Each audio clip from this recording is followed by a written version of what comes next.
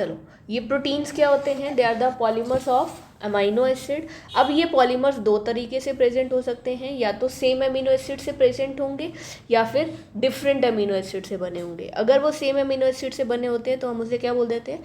Homopolymer. क्यों? क्योंकि जो ये होमो वर्ड है, होमो का मतलब होता है सिमिलर, मतलब जिसमें जो मोनोमेरिक यूनिट होती है वो सिमिलर है, सेम मोनोमेरिक यूनिट से बना हुआ है। डिफरेंट अमीनो एसिड मतलब हेट्रोपॉलीमर, हेट्रो मतलब डिफरेंट, जिसमें हमने अलग अलग तरह के अमीनो एसिड की सीक्वेंस, अमीनो एसिड्स को आपस में जोड़ा और जोड़ के क्या बना दिया? पॉलीमर, और उस पॉलीमर को बोल दिया हेट्रोपॉलीमर। और यहाँ पे मोस्टली जो प्रोटीन्स होते हैं वो क्या होते हैं? हेट्रोपॉलीमर्स होते हैं। अब इन अमीनो एसिड्स को जब आपस में जोड़ा जाएगा तो ये अमीनो एसिड जुड़ेंगे कैसे? देखो ध्यान से, अगर मैं इन अमीनो एसिड्स को आपस में जोड़ती हूँ तो these amino acids are joined by, या फिर बोलूँ are linked by a bond known as peptide bond. क्या बोलते हैं हम उसे? Peptide bond. अब हमें इस पेप्टाइड बॉन्ड की सिंथेसिस, फॉर्मेशन सीखनी है कि ये पेप्टाइड बॉन्ड बनेगा कैसे। This is the important point. इस पे से क्वेश्चन भी आ सकता है कि show the linkage, show the formation of peptide bond between to amino acids. ये क्वेश्चन भी आ सकता है। चलो अगले पार्ट में हम पढ़ते हैं फॉर्मेशन ऑफ पेप्टाइड बॉन्ड।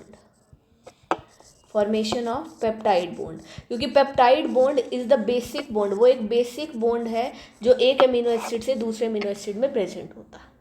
अब सबसे पहले देखो, हमें जनरल स्ट्रक्चर पता है अमीनो एसिड का, हमें पेप्टाइड बॉन्ड बनाना है, मतलब हमारे पास एक अमीनो एसिड होगा, उसे दूसरे अमीनो एसिड से जोड़ना है बाय फॉर्मेशन। दोनों के बीच में जो एक बॉन्ड बनाएंगे, ये जो बॉन्ड बनेगा उसे हमें पेप्टाइड बॉन्ड बोलना। अब इसी बॉन्ड की फॉर्मेशन हमें पढ़नी।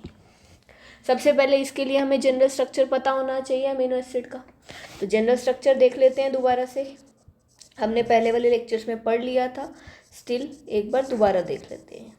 अगर हम अमीनो एसिड का जनरल स्ट्रक्चर देखें तो हमने पढ़ा था कि अमीनो एसिड को हम सब्स्टिट्यूटेड मीथेन बोलते हैं, कि एक मीथेन मॉलिक्यूल होता है और उस पर 4 डिफरेंट सब्स्टिट्यूएंट्स लगे होते हैं, एक जिसमें से होता है NH2, एक COOH, hydrogen and R which is variable group.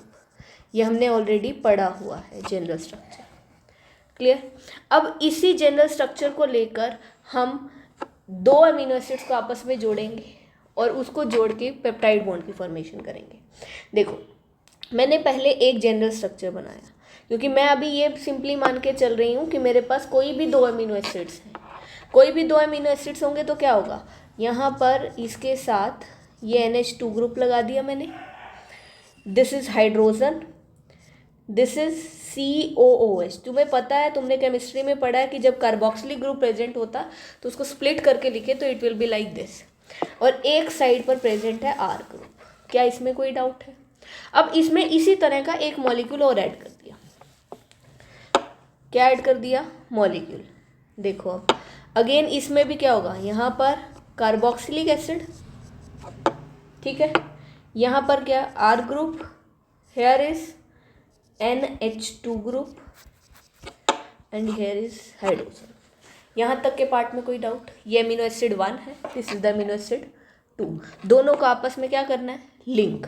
अब लिंक करने के लिए देखो मैंने क्या किया, यहाँ पर लिंक करने के लिए मैंने यहाँ से एक वाटर मॉलिक्यूल की रिमूवल कर दी। दिख रहा है वाटर मॉलिक्यूल? एक NH2 में से लिया और OH लिया कहाँ से? दूसरे अमीनो एसिड्स में से। अब यहाँ दोनों से, अब देखो हुआ क्या, यहाँ से ये वाटर मॉलिक्यूल निकल गया वाटर मॉलिक्यूल। अब इस वाटर मॉलिक्यूल के निकलने की वजह से हुआ क्या, एक ये यहाँ पे हमारे पास बचा N और H, यही बचा था। यहाँ पे R लगा हुआ है, एज इट इज़ उतार रही हूँ जो ऊपर लिखा हुआ है, मैंने कुछ चेंज नहीं किया इसके अंदर, जो चेंज है वो तुम्हारे सामने तुम्हें दिख रहा है। Is this clear? अब इस साइड भी सेम वही लिख लेंगे। H2O तो आपने निकाल दिया ये, तो क्या बचा, कार्बन के इसके साथ कार्बन डबल बॉन्ड O, ठीक है। इधर बचा हमारे पास NH2 एज इट इज, यहाँ बचा H और ऊपर बचा R। क्लियर है? और ये दोनों आपस में हो गए लिंक। क्लियर है पॉइंट? कोई डाउट है इसके अंदर? अब देखो ये जो आपस में जुड़ा, now this will be our peptide bond. ये क्या है हमारा? Peptide bond. क्या कोई डाउट है इसके अंदर? हमें पेप्टाइड बॉन्ड की फॉर्मेशन आ गई। तुमने एक चीज़ नोटिस की यहाँ पर, ध्यान से देखना, ये हमारी एक छोटी सी, 2 अमीनो एसिड को जब हमने जोड़ा तो एक छोटी सी चेन बन गई ना, बनी एक छोटी सी चेन। अब तुमने एक चीज़ नोटिस करो, इस छोटी सी चेन में अमीनो एसिड की एक साइड पर देखो ये अमीनो ग्रुप है जो कि बिल्कुल फ्री है, मतलब बॉन्ड में अवेलेबल, बॉन्ड में इंक्लूडेड नहीं है। एक साइड पर ये कार्बोक्सिलिक एसिड फ्री है कि नहीं है? ये भी फ्री है, ठीक है। अब मतलब जब भी हम कुछ अमीनो एसिड्स को पेप्टाइड बॉन्ड की हेल्प से आपस में जोड़ते हैं तो उसकी उस पूरी चेन के 2 एंड होते हैं। एक वो एंड जहाँ पर अमीनो ग्रुप फ्री होगा और एक वो एंड जहाँ पे कार्बोक्सिलिक ग्रुप फ्री होगा। क्लियर है पॉइंट? जिस एंड पर कार्बोक्सिलिक ग्रुप फ्री हो उस एंड को हम नाम दे देते हैं, यहाँ पर क्या नाम दे दिया हमने? C terminal. इस एंड को क्या नाम दे देते हैं? C टर्मिनल, क्योंकि C से कार्बोक्सिलिक, तो कार्बोक्सिलिक एसिड वाला ग्रुप यहाँ पर फ्री है, बॉन्ड में अवेलेबल नहीं है, इसलिए इसको क्या बोल दिया? C terminal. ऐसे ही जहाँ पर अमीनो ग्रुप फ्री है उसको नाम दे दिया हमने N टर्मिनल। क्या नाम दे दिया हमने? N terminal. क्या हमें इतनी बात समझ में आई? अगर हमसे कोई ये पूछे कि how peptide bond is formed, क्या हम ये बता सकते हैं? हमें सिंपली क्या करना है, एक अमीनो एसिड लेना है, दूसरा अमीनो एसिड लेना है, दोनों में से डिहाइड्रेशन कर देनी है। देखो वाटर की रिमूवल को हम क्या बोलते हैं? डिहाइड्रेशन। हमने यहाँ से वाटर को रिमूवल किया है और वाटर की रिमूवल करके हमने उसको पेप्टाइड बॉन्ड से लिंक कर दिया। Is this clear? हमें पेप्टाइड बॉन्ड की फॉर्मेशन आ गई है। अब नेक्स्ट पढ़ते हैं। इसके बाद नेक्स्ट क्या आ जाता है? अब हमें ये तो पता चल गया कि एक प्रोटीन बनाने के लिए जब एक अमीनो एसिड को दूसरे अमीनो एसिड से लिंक करेंगे तो पेप्टाइड बॉन्ड बनता है, और वो कैसे बनता है।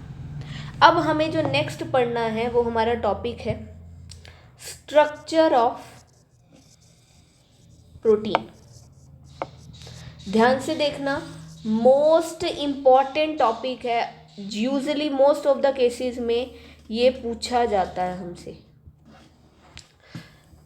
अगर मैं ये बोलूँ कि क्वेश्चन पेपर में हमसे जब भी पूछा जाएगा इस चैप्टर में से, अगर वो स्ट्रक्चर्स के बेसिस पर क्वेश्चन निकालना स्टार्ट करें तो सबसे पहला जो क्वेश्चन है वो स्ट्रक्चर ऑफ प्रोटीन पे बनाते हैं, ठीक है। तो इसलिए ये टॉपिक इम्पॉर्टेंट है। अब इसके अंदर ध्यान से देखो, जो प्रोटीन है वो 4 तरह के स्ट्रक्चर में एग्जिस्ट करता है। मतलब ऐसे नहीं है कि सीधा एक वो वेल डेवलप प्रोटीन बन जाएगा। तो सबसे पहले वो प्राइमरी स्ट्रक्चर बनाता, फिर प्राइमरी स्ट्रक्चर कन्वर्ट होता है सेकेंडरी स्ट्रक्चर में, फिर सेकेंडरी स्ट्रक्चर टर्चरी स्ट्रक्चर में कन्वर्ट होगा, एंड इस टर्चरी स्ट्रक्चर से फिर फाइनल स्ट्रक्चर बनेगा, दैट इज क्वाटरनरी स्ट्रक्चर, जिस प्रोटीन को हम यूज़ करते हैं एक फंक्शनल प्रोटीन की फॉर्म में। मतलब एक प्रोटीन के स्ट्रक्चर 4 तरीके से एग्जिस्ट करते हैं, primary, secondary, tertiary and quaternary. Clear? 1 by 1 हम ये सारे स्ट्रक्चर्स पढ़ेंगे। पहले मैं इसकी बेसिक इंट्रोडक्शन दूंगी, फिर इमेजेस भी दिखाऊंगी इसकी। सबसे पहले आ गया हमारे पास प्राइमरी स्ट्रक्चर। देखो ध्यान से, प्राइमरी स्ट्रक्चर प्रोटीन का क्या होता है? प्रोटीन का प्राइमरी स्ट्रक्चर मतलब लीनियर स्ट्रक्चर। प्रोटीन के जो प्राइमरी स्ट्रक्चर है वो किसे बोलते हैं? Linear structure of amino acids. Amino acid का लीनियर स्ट्रक्चर, उसे क्या बोला जाता है? Primary structure.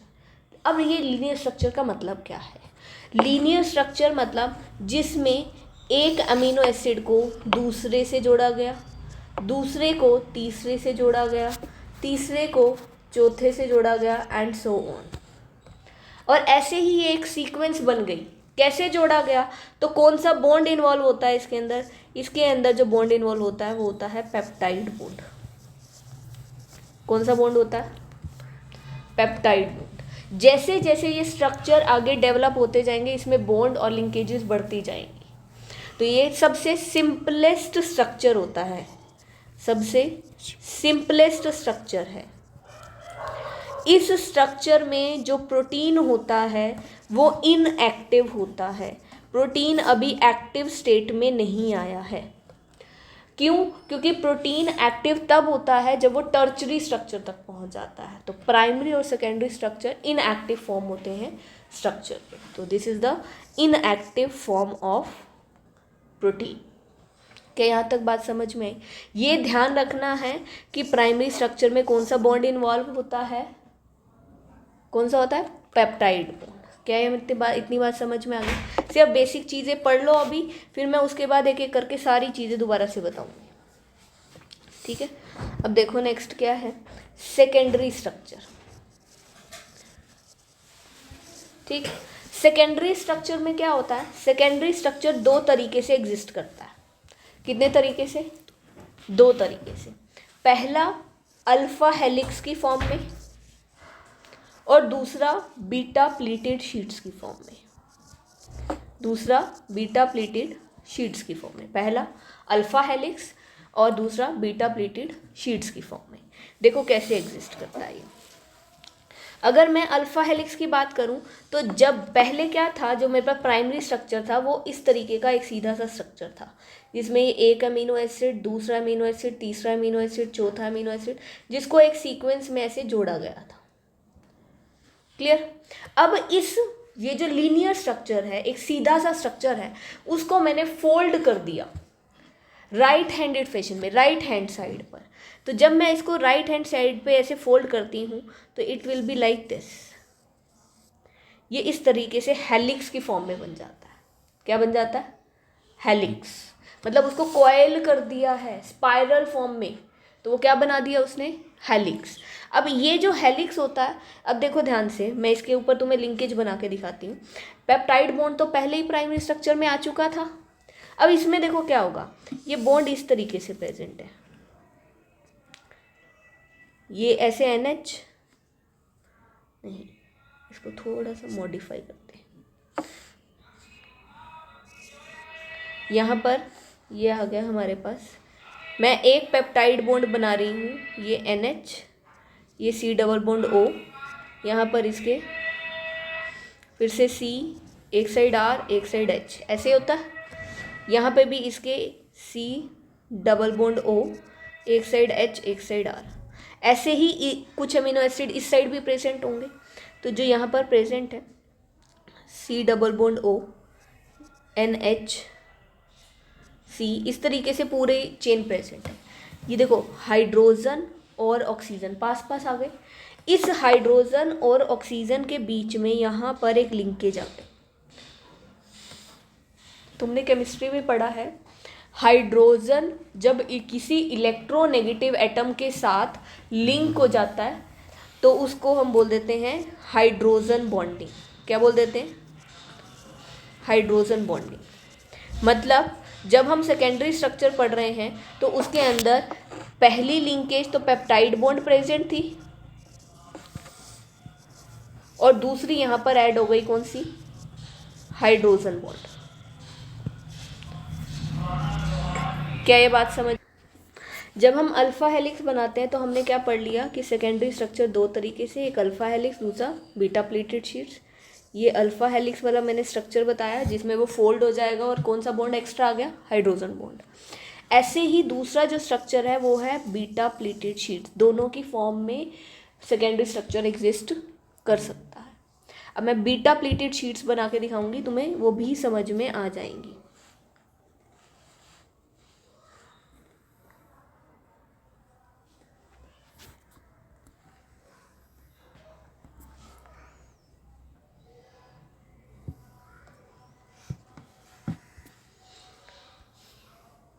ठीक है, बीटा प्लेटेड शीट देखते हैं। देखें बीटा प्लेटेड शीट, चलो बीटा प्लेटेड शीट। देखो क्या है, थोड़ा ध्यान से देखना, थोड़ी सी कॉम्प्लिकेटेड है बट समझ में आ जाएंगी। अब हमें क्या करना है, बीटा प्लेटेड, देखो तुम्हें नाम से समझ में आ रहा है कि शीट्स हैं, मतलब शीट कब होती है, जब एक के ऊपर एक रखी जाती है। अब इसके अंदर से सेम वैसे ही जो हमने लीनियर स्ट्रक्चर पढ़ा था, उस लीनियर स्ट्रक्चर को हम जिगजैग पैटर्न में बनाएंगे। देखो कैसे बनाया, हमने कहा ये कार्बन है, इस कार्बन के साथ यहाँ पे आर ग्रुप, यहाँ पे हाइड्रोजन, राइट। इसके साथ एक साइड पर NH ग्रुप होगा, तो दूसरी साइड पर कार्बोक्सिलिक एसिड ग्रुप, ऐसा ही होता, ठीक है। अब इसके साथ ये आ गया C, ऐसे जुड़ा होगा। फिर इसके ये आगे जुड़ा हुआ है C से, अगेन ये R, ये H, दूसरी साइड पर NH होगा, ये H नीचे आ गया, फिर C आ गया, डबल बॉन्ड। मैंने वही लिंकेज बनाई है जो तुम्हें पहले बना के दिखाई थी लीनियर स्ट्रक्चर में, मैंने कुछ चेंज नहीं किया, एंड सो ऑन, ये ऐसे आगे चलता रहेगा, यहाँ पे भी ऐसे आगे चलता रहेगा, ठीक है। मैंने एक शीट बना दी। अब इसी से सिमिलर मैं दूसरी शीट्स बना रही हूँ, देखो इधर, यहाँ पे मैं सेम ऐसी एक दूसरी शीट बनाऊंगी। ये बनाई मैंने,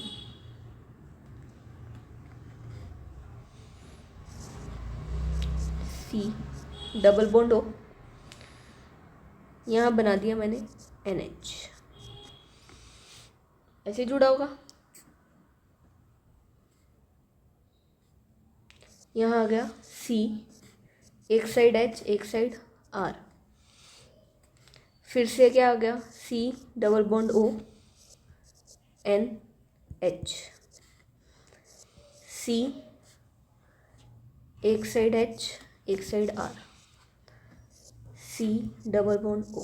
क्या हमें इतनी चीज़ समझ में आ गई? ये ऐसे ही शीट्स आगे कंटिन्यू चलती जाए।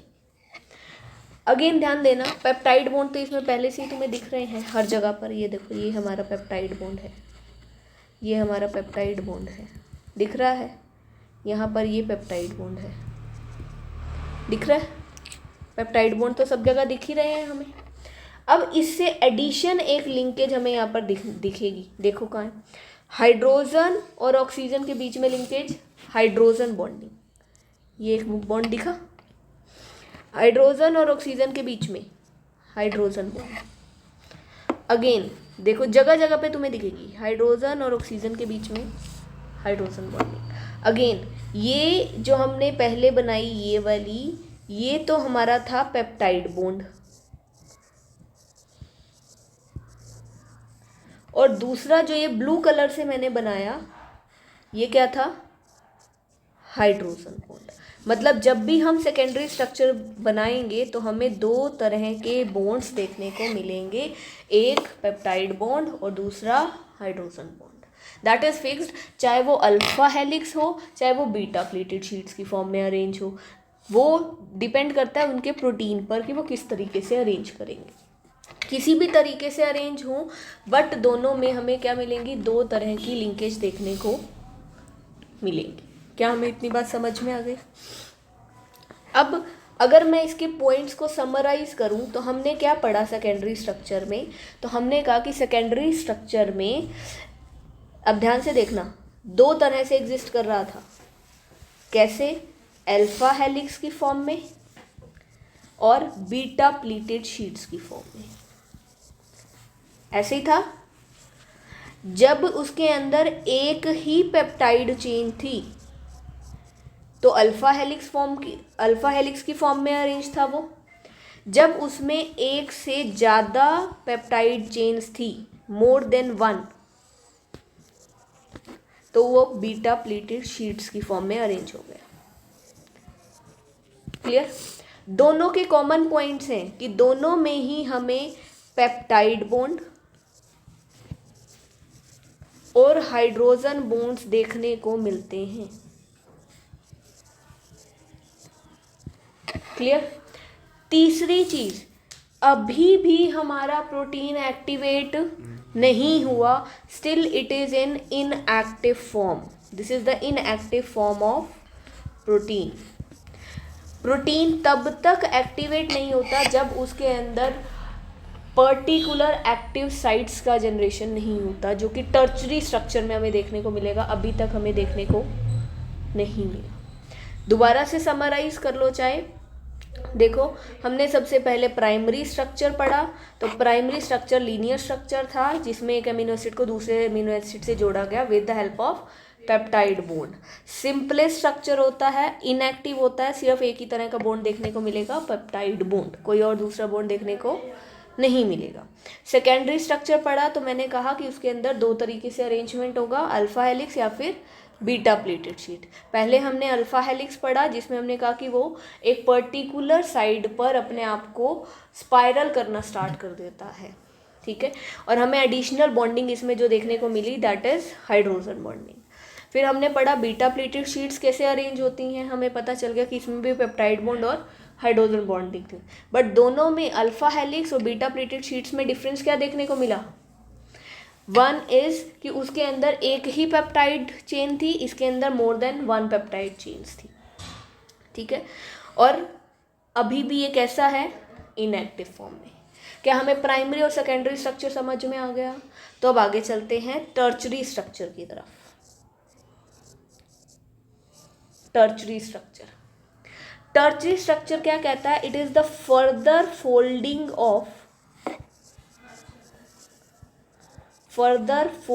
Of secondary structure. जब सेकेंडरी स्ट्रक्चर को फर्दर हम फोल्ड कर दें तो क्या बन जाता है? टर्चरी स्ट्रक्चर बन जाएगा।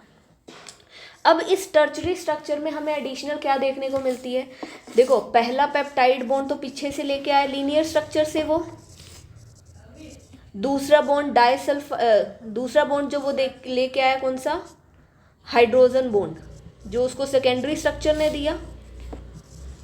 अब इसके अंदर एक और तीसरा बॉन्ड यहाँ पर ऐड हो जाता है जिसको हम बोलते हैं डाइसल्फाइड लिंकेज, जो दो सल्फर के बीच में होती हैं। क्यों? क्योंकि हमारे पास यहाँ पर कुछ amino acid like cysteine, homocysteine और सीरीन जैसे मॉलिक्यूल हैं जिनमें सल्फर प्रेजेंट होता है। क्या प्रेजेंट होता है? और इसी सल्फर की प्रेजेंस की वजह से क्या होता है? दो सल्फर आपस में जुड़कर डाइसल्फाइड लिंकेज बना देते हैं जब ये फर्दर फोल्ड करता है। क्या ये बात समझ में आ गई? तो डाइसल्फाइड लिंकेज क्यों बनी? क्योंकि कुछ अमीनो एसिड उनके पास क्या प्रेजेंट है? Sulphur group. क्लियर है पॉइंट? उसके बाद आ जाता है हमारे पास क्वाटेनरी स्ट्रक्चर। क्वाटेनरी स्ट्रक्चर क्या कहता है कि अगर कोई प्रोटीन ऐसा है, ठीक है, सॉरी, अभी अगर मैं टर्चरी स्ट्रक्चर में एक पॉइंट ऐड करूं तो टर्चरी स्ट्रक्चर में डाइसल्फाइड लिंकेजेस की वजह से यहाँ पर एक्टिव साइट की फॉर्मेशन होनी स्टार्ट हो जाती है। एक्टिव साइट जब इसके अंदर बननी स्टार्ट हो जाती है तो तब हम कह देते हैं कि अभी ये एक्टिव फॉर्म ऑफ प्रोटीन में कन्वर्ट हो चुका है। प्राइमरी और सेकेंडरी इनएक्टिव थे, बट टर्चरी में आते ही वो कि एक्टिव फॉर्म में कन्वर्ट हो गया। अगर मैं क्वाटरनरी स्ट्रक्चर की बात करूं तो क्वाटरनरी स्ट्रक्चर क्या है? क्वाटरनरी स्ट्रक्चर इज जब मोर देन वन पेप्टाइड इसमें इन्वॉल्व होते हैं, मोर देन वन पेप्टाइड इसमें इन्वॉल्व होते हैं तो उनकी आपस में फोल्डिंग, ठीक है, folding of more than one peptide over each other, एक दूसरे के ऊपर।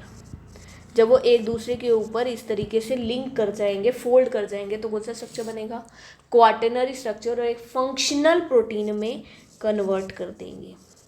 अगर मैं इसका एक एग्जाम्पल दूं तो इस एग्जाम्पल में हम पढ़ सकते हैं, जैसे अगर मैं एक हीमोग्लोबिन मॉलिक्यूल की बात करूं, हीमोग्लोबिन हम सब ने पढ़ा हुआ है, हमारे ब्लड में प्रेजेंट होता है, जो रेड कलर देता है, जो ट्रांसपोर्ट मॉलिक्यूल की तरह काम करता है। ये जो स्ट्रक्चर होता है वो alpha two beta two structure होता है। अल्फ़ा टू बीटा टू का मतलब क्या है कि वो दो अल्फ़ा ग्लोबिन चेन से बना है और दो बीटा ग्लोबिन चेन से बना हुआ है। तो मतलब ओवरऑल इसके अंदर 4 चेन्स इन्वॉल्व हैं। जब ये 4 चेन्स एक दूसरे के ऊपर रोल करेंगी तभी एक एक्टिव हीमोग्लोबिन की फॉर्मेशन होगी। क्लियर? तभी एक फंक्शनल प्रोटीन की फॉर्मेशन होगी जो कि हीमोग्लोबिन की तरह काम करेगा। हमें चारों स्ट्रक्चर अच्छे से समझ में आ गए। अब इन चारों स्ट्रक्चर को एक बार हम देख लेते हैं किसकी हेल्प से, एक फिगर की हेल्प से। फिगर दिखाती हूँ मैं तुम्हें, ये देखो। इस फिगर में देखो सबसे पहला स्ट्रक्चर तुम्हें दिखाया हुआ है प्राइमरी स्ट्रक्चर।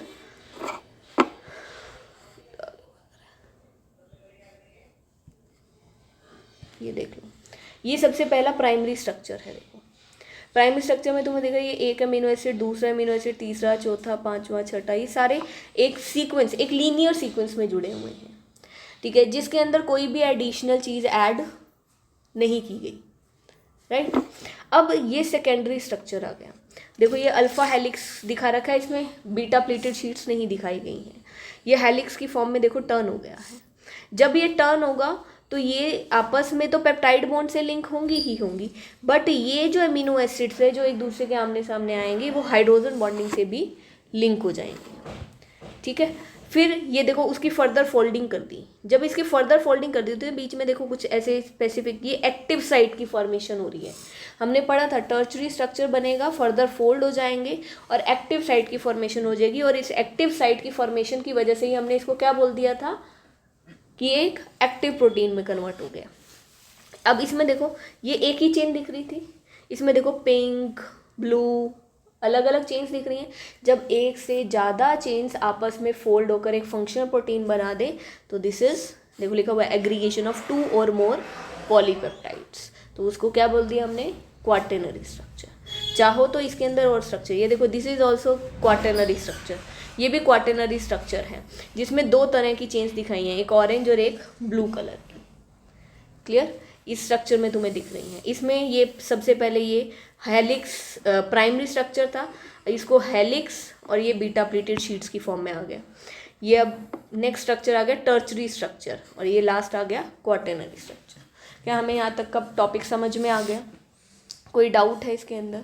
यहाँ पे हमारा ओवरऑल प्रोटीन का स्ट्रक्चर फिनिश हो गया है। क्लियर है हमें यहाँ तक का सारा पार्ट?